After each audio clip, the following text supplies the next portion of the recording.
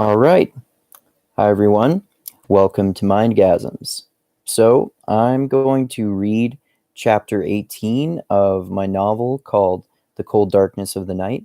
And for those of you who don't know, it's my novel that I've been writing for a long time about a guy who was a mob enforcer and he leaves that life when his wife gets pregnant with their daughter, but he gets pulled back into it when their daughter gets kidnapped and he almost immediately slips back into his dark and violent ways. All right, so here is chapter 18 of The Cold Darkness of the Night. Dr. James McTeague stepped inside his house. The bespectacled, aging man turned on the light in the entryway and began slowly putting his dark brown shoulder bag on a nearby chair. He dropped it halfway through the motion and lurched involuntarily, completely startled. "Hello, doctor," a person James had never seen before greeted him, with mocking civility. The woman who was the source of the voice sat in Dr. McTeague's white armchair against the wall opposite the front door. With shoulder-length blonde hair, bright blue eyes, and alabaster skin, she was stunningly beautiful. This was complemented by her luscious red lips, a youthful face, and a slim but curvaceous body. The woman wore a bright green sleeveless top with a plunging neckline, revealing her ample breasts. Clad in cut-off blue jean shorts, her long legs were on display. Her outfit was completed with shiny red high heels. The doctor breathed a sigh of relief, no longer feeling threatened. "Hello," he replied in a jovial yet suspicious tone. "Who are you, and what are you doing in my home?" "Have a seat," the woman offered, motioning to the adjacent couch. "We'll have a discussion," she proposed with a polite smile. As he moved to his sofa, the doctor's apprehension dramatically increased. Two men materialized on both sides of the woman. They were mountainous, weighing at least 250 pounds each, and were in expensive suits. Their outfits were exquisite, demonstrating finely tuned sartorial skill. The guard on the woman's left side wore a blue suit. A black suit had been chosen by the man on her right. Both of them had designer sunglasses on, which was odd since it was late at night and they were indoors. They also wore serious, grim expressions. These guards gave off the distinct impression of guys who it would be really unwise to piss off. "I must apologize for the theatrics," the woman in charge offered as the doctor gingerly sat on his couch. "I thought that if I simply came to your door, you might be reluctant to invite me into your home, given my subordinates. I also thought it would be rude to have my companions bust in your door if you refused my request. While what I'm doing now is clearly none too appreciated, I nevertheless believe this is the most unobtrusive way to do what I came here to accomplish. This way, we can have an uninterrupted conversation without any effort on my part to convince you to do it. I realize that this is intimidating and unorthodox, but I additionally wanted to be sure that you don't alert any neighbors, friends, or authorities about me occupying your home against your will." "Okay," Dr. McTeague responded hesitantly after thinking for a moment. "What do you want to tell me about?"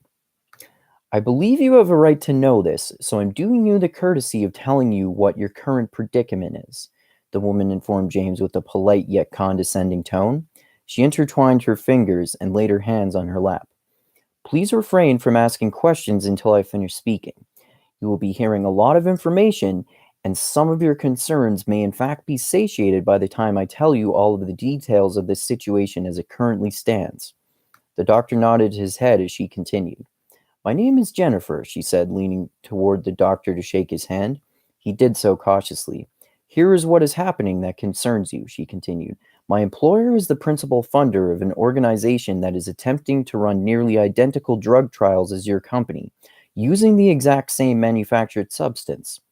Like you, we thought we were the only people currently sponsoring human trials of diloperoxine. Therein lies the dilemma.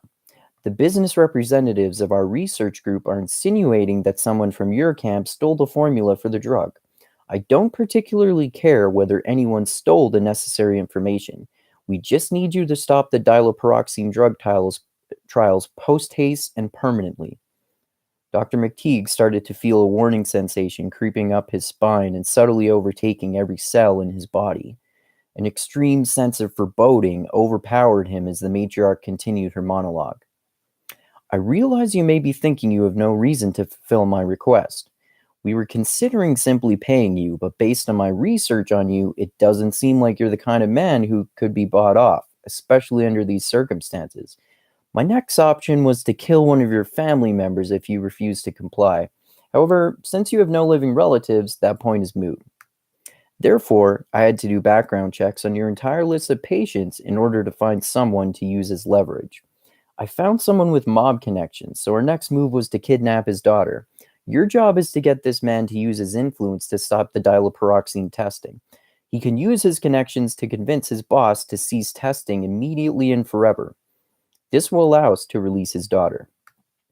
By this point, Dr. McTeague was on the verge of full-fledged panic. He felt horrified and involuntarily shivered in the throes of sudden cold sweat. Hairs stood up on the back of his neck, an icy chill rushing up his spine, slowly penetrating every fiber of his being.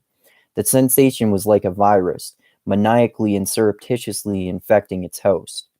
He knew whose daughter had been abducted before the malevolent woman informed him. The person whose daughter we have kidnapped is Michael Scholes, Jennifer continued, confirming the man's preconception. You may already be aware of his social status and family associates. I want you to contact him and provide him with the information of which I have just informed you. Your goal is to facilitate the process of him enlisting the aid of his notorious uncle, Marcel Scholes, in order to shut down the dilaperoxine trials. Why are you doing this? James demanded, with sorrow and devastation in his voice. I would think that the answer to that question is completely transparent, replied the gorgeous woman, unfazed by the doctor's emotional outburst. It is in our best interest for this to occur. Otherwise, my employer could stand to lose a significant amount of capital. This isn't about malicious intent. We are merely pursuing business interests. The man protested further, anger outweighing self-preservation. You fucking evil bitch! How can you not even fret about abducting an innocent girl just because you're afraid of losing money? What if she gets hurt? Is that even consequential in your eyes? Jennifer frowned indignantly at being insulted and then said the word gentleman, which sounded like an order. The immense thugs descended upon the doctor and violently inflicted pain on him. One of them thumped him in the face with a fist, disorienting him. His glasses cracked in the center of the frame and were nearly broken in half. The other goon grabbed the man by the shirt and slammed his body against the large coffee table in front of the couch. The table impacted with his solar plexus, winding him. He crumpled to the ground in a heap, clutching himself in agony and lying in the fetal position. The bodyguards finished the beating, with one of them kicking him in the stomach and the other's foot connecting with his back. The subordinates moved back to their master, leaving Dr. McTeague to be overcome by shock and throbbing, white-hot agony. He was too incapacitated to move. James was dumbfounded at how fast the men had utterly mangled him without even breaking a sweat. Jennifer stood over the man lying on the floor, underscoring his defeat and her power over him. Don't misunderstand me, she said with cold authority. This is not a negotiation, and I won't tolerate being disrespected. If you don't do as I ask, I'll torture and kill the girl, but merely inflict pain on you and her parents. I will grant you the privilege of life. The same consequences apply to you doing something so fatuous as seeking help from the police or anyone else. That way, you'll have to live the rest of your life with the knowledge that you could have saved the child if you would only listen to me. Her death will be on your conscience. The beautiful, reprehensible woman crouched down and grabbed James's hair, pulling his head off the floor to face her. The man winced.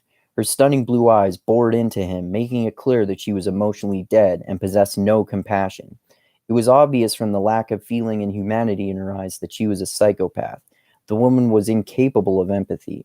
Her facial expression reminded Dr. McTeague of a predator stalking its prey, focusing intently on movements right before it leaps and violently ends a life. Jennifer slapped him forcefully on his left cheek, leaving an aggressive stinging sensation and a huge red welt. Do we understand one another, doctor? The maniacal criminal condescendingly questioned. Her gaze penetrated every facet of him, and her eyebrows were raised inquiringly. Yes, the man emphatically replied before he could be heard any more. She smacked him in spite of this. Say it! I understand! I understand! Dr. McTeague reprised, so terrified that he was on the verge of tears. This action made the authoritative woman let go of his hair, his head dropping to the ground with a dull thud. All right, then, Jennifer stated with finality, standing up from her couch. I'm glad that we're in agreement. Our people will be monitoring you so I can feel secure in trusting you to accomplish this task. She turned on her heels and walked to James's front door, her subordinates following in step behind her. It was a pleasure doing business with you, Doctor, she added without so much as a backward glance at the battered man, opening his door and exiting the house. The rear bodyguard closed the door after stepping out of Dr. James McTeague's home, leaving him to lie on the floor, overcome by anguish. All right, so that's chapter 18 of my novel, The Cold Darkness of the Night. Hope you all enjoyed that, and there are many more chapters on the way. And like I always do, I'll add the link for my playlist with all the chapters that I've read so far here on my YouTube channel, and I'll also add the link for all of the chapters that I've published so far on my blog. I've published way more on there than I have on here. And like I always say, thank you everyone so much for watching, and thank you so much to anyone who likes this video, shares it, subscribes to my channel, especially to any of you who contribute to me on Patreon. I really fucking appreciate that, and it means a hell of a lot to me and helps me a lot. And I'll add the link for my Patreon page in the description for this video, as I always do. And like I always say, I love you all. Keep being the tiny beam of light that shines through the almost impenetrable darkness in the universe. And most importantly, always remember this: the funk cures all. All right, keep having mindgasms, everyone, and adios until next time.